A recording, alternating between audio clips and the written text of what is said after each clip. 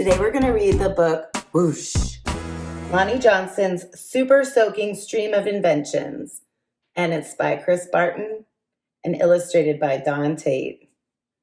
Do you like these super soakers, those water guns? You play with those? We're going to learn about them. And Chris Barton, the author, wrote for Fletcher. And Don Tate, the illustrator, said, for every kid with big ideas. I like that. All right, so here we go. Every day brought a challenge for young Lonnie Johnson. The challenge of finding space for his stuff. 6 Johnson kids were squeezed into their parents' small house in Mobile, Alabama. Lonnie would have loved a workshop of his own, but there just wasn't room. There was nowhere to keep his rocket kits.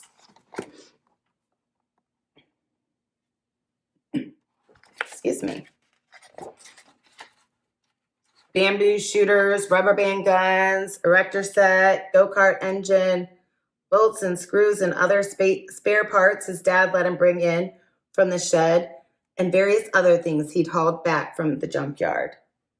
Lonnie loved building and creating. Ideas for inventions just kept on flowing.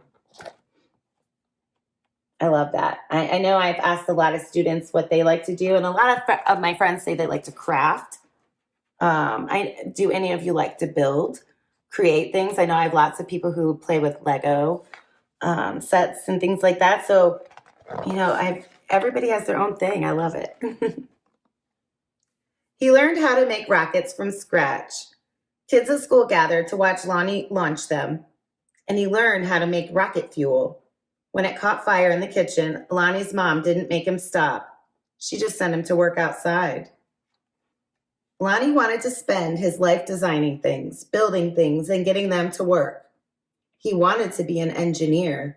However, Lonnie took an exam that said he would not make a very good one. His dream had been challenged. Lonnie was discouraged. But he knew that whoever had graded his test hadn't met Linux. I wonder who Linux is. Well, that's interesting. So maybe things didn't go his way. It was really hard. But he's going to keep trying. Makes me think of us, This year has been really tough for everyone.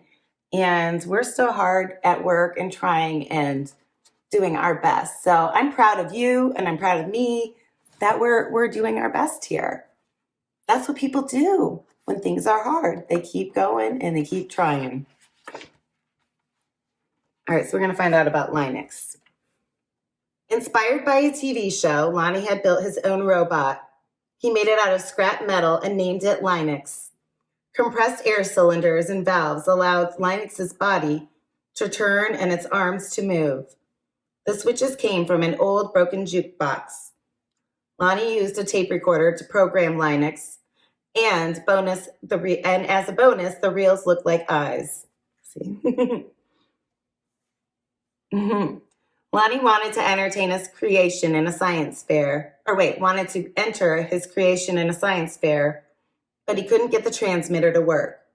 Without it, Lonnie couldn't send commands to Linux. Science fairs came and went. Lonnie missed one and then another until he got an idea. Now, Lonnie may or may not have asked before he borrowed his sister's walkie-talkie. I wonder what he's going to do with the walkie-talkie. But it fixed the transmission issue. His school's team took freshly finished Linux to a 1968 science fair at the University of Alabama, where only 5 years earlier, African-American students hadn't been allowed. Okay, remember segregation. So this is a true story, by the way, if you haven't realized that. So he took this robot here to a science fair, but 5 years before, people who were African-American weren't even allowed in there because of segregation. So it's pretty crazy. He invented something that obviously we're reading about him for a reason. So, it really just shows that everybody has something to give. Everybody can provide. Everybody can be part, right? We don't judge people based on the way that they look or even the way that they act sometimes. We look at who they are, okay? All right, having to compete in a place that still wasn't very welcoming, now that was a challenge with a capital C.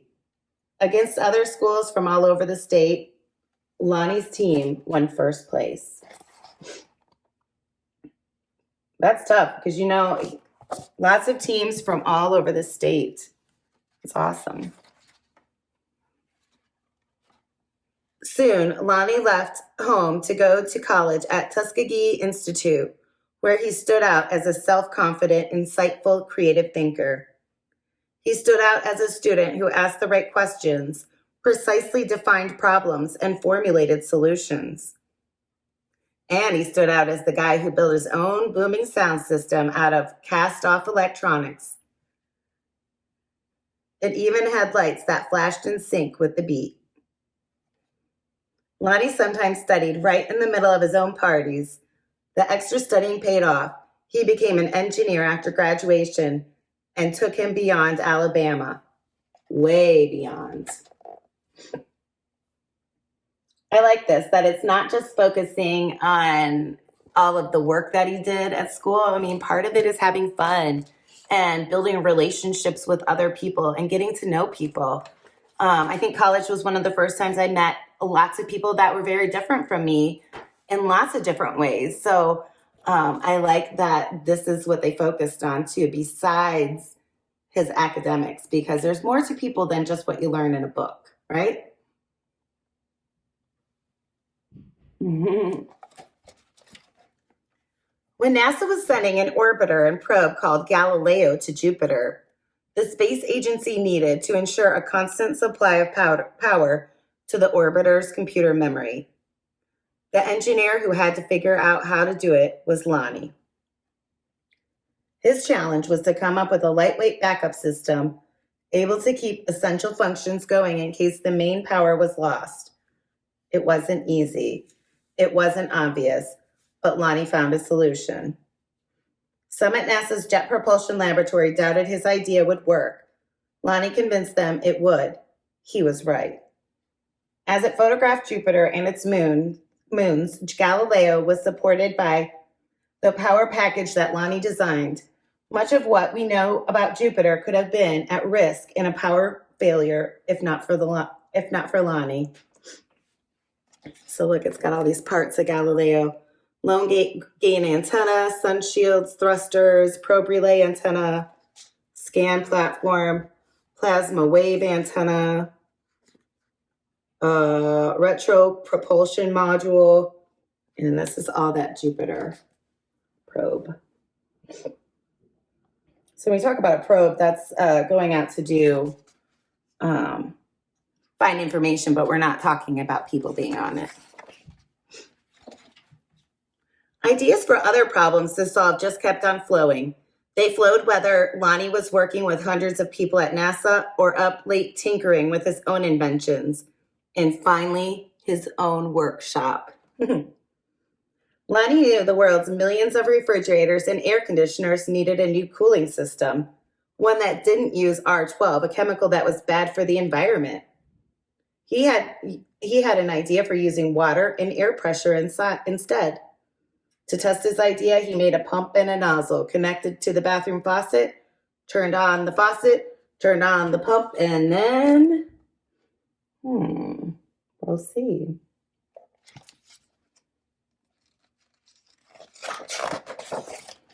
Whoosh! The stream that blasted across the bathroom was so powerful it created a curtain-swirling breeze. See, curtain swirling, woo!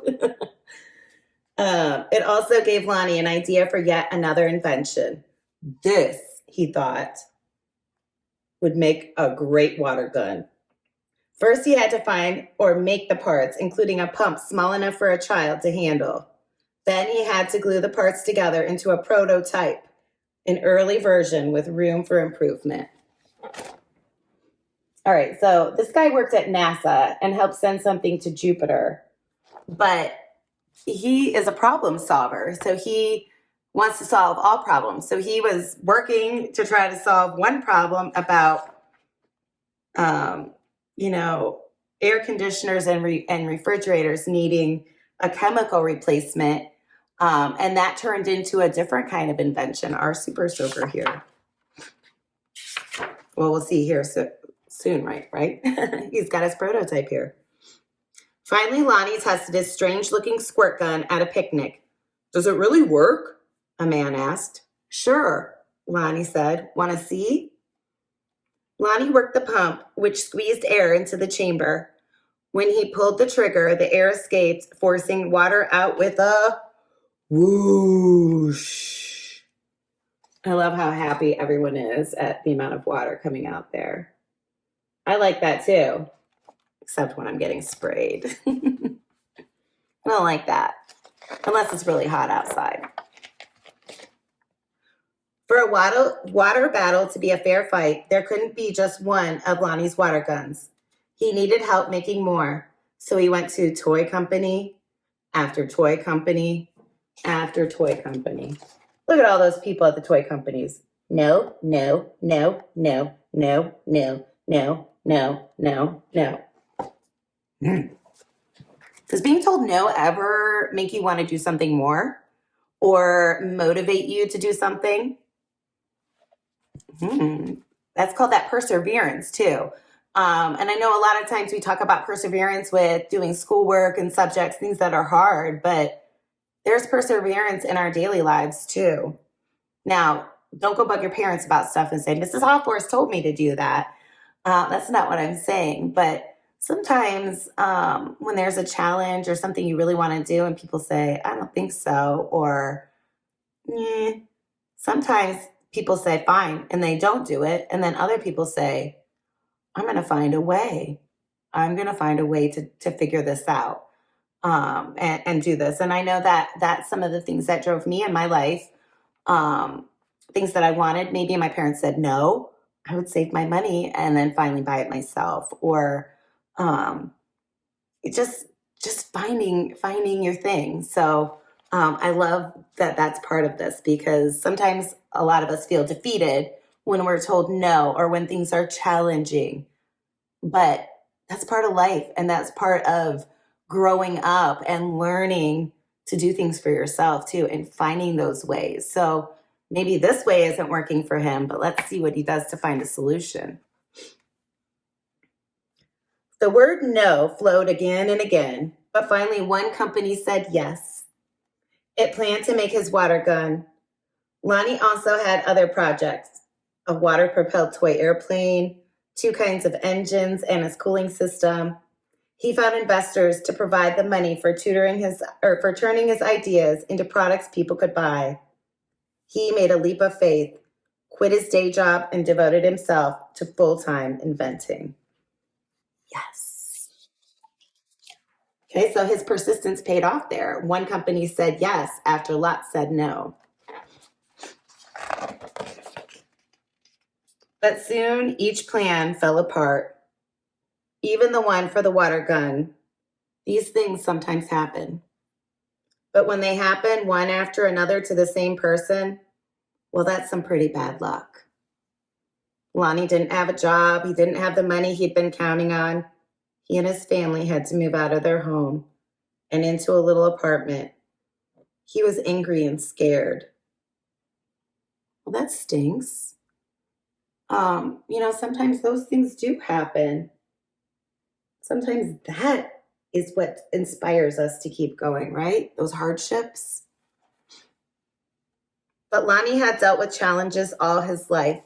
He knew a lot about solving problems, and he still believed in his inventions, especially the water gun. Lonnie went looking for another toy company. I know we saw lots of toys companies that said no to him. I wonder how many more are actually left. In 1989, Lonnie found a toy maker who was interested in seeing the water gun if Lonnie could ever happen to be in Philadelphia. But don't make a special trip, the guy said. Lonnie made a special trip. So if somebody's like saying, hey, I'm interested, and if you're ever in town, show it to me. Just don't go out of your way. Lonnie's like, I'm coming to show it to you. In his wife's suitcase, he carried a new prototype. He unpacked it, filled the tank with water, pumped the gun until the air pressure was good and high, and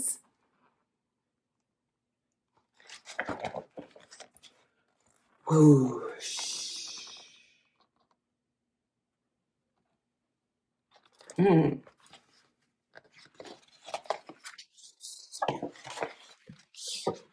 Wow. Look at all those people. They're celebrating instead of running away.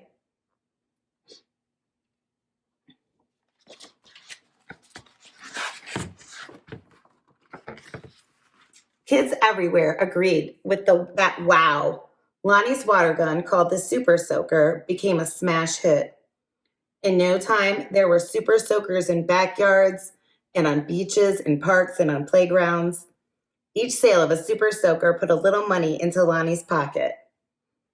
All those hours, all those years that Lonnie spent in his workshop had paid off big time. Now he could afford to do just about anything he wanted. So what did Lonnie do? He got a bigger workshop, which is where you'll find him today. Because facing challenges, solving problems, and building things are what Lonnie Johnson loves to do. And his ideas just keep on flowing.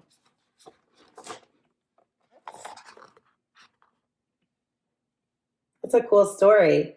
I like the connection to Earth and space and that he worked on that Galileo Jupiter probe. But I also like that wasn't what defined him. That isn't what he is known for. I mean, he is known for being an inventor. So that is part of his life, part of his journey. Because science isn't always just one type of science. Sometimes people have mixes of things that they like. All right, we're going to go ahead and read the author's note. A super soaker uses a pump to compress the air found in its water reservoir, which puts pressure on the water. When the trigger is pulled, the pressurized water can escape and whoosh. If you search the internet for how super soakers work, you'll find a lot more about what goes on inside Lonnie Johnson's most famous invention. But if you want to better understand how Lonnie Johnson himself works, then you'll put this book down, step away from the computer screen, and get permission to take something apart so that you can see those kinds of things going on for yourself. You might even start with a super soaker. This book began with a lunchtime conversation I had with a couple librarians in Texas. They had recently gone to a seminar where attendees were asked to draw a picture of a scientist. The most common image was a guy who resembled Albert Einstein, lab coat, wild hair, white skin. The point of that exercise was to draw attention to the fact that scientists are more diverse than that. The lesson those librarians learned rubbed off on me, and by dinner time, I had already found the story of the African-American rocket scientist who invented the super soaker. By the way, I do that in my classroom too, and I kind of did a video about it this year. About, when we think of scientists, we usually just think of, those chemists in lab coats, kind of like Albert Einstein, but science looks so different in different fields. So it doesn't matter how you look, and you don't have to look like that to be a scientist. So I love this. All right, I'm going to finish the author's note. What was most appealing to me about Lonnie Johnson's story was the fact that it was still unfolding. He didn't just take his super soaker money and retire young. Instead, he directed it towards hands-on efforts to solve one of the most important engineering puzzles of our day. His mission? To efficiently harness heat energy from the sun and other sources in order to generate the electricity we need without polluting the planet. Oh, I like that. I love talking with Lonnie Johnson for this book. I have never laughed as hard during an interview as I did when we discussed his work on Linux and how his family put up with his efforts, or rather, how they encouraged him.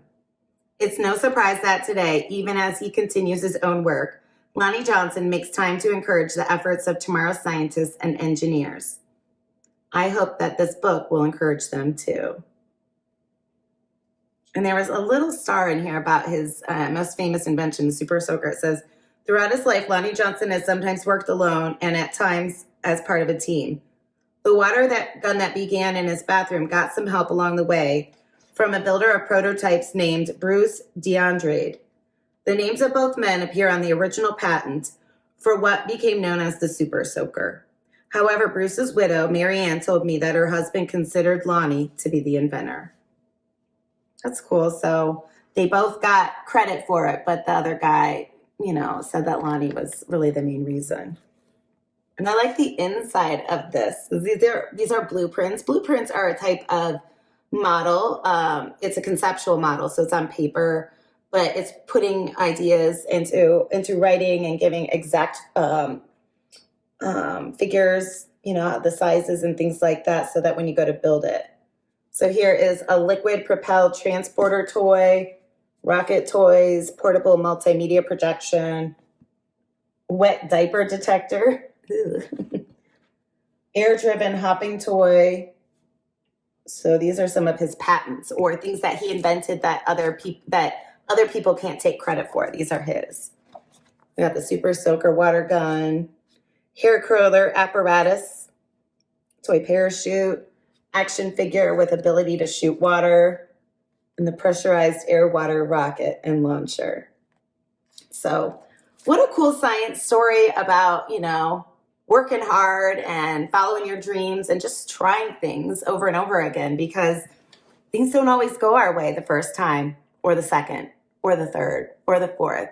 We got to keep going. We got to keep trying. So I love this story. So I hope you enjoyed it too.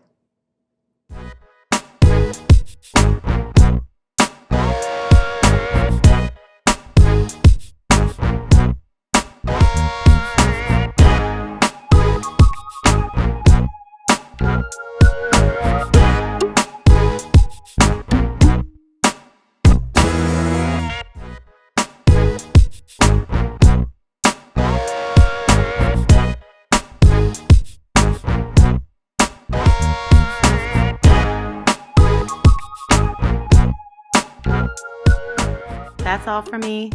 Take care. Peace.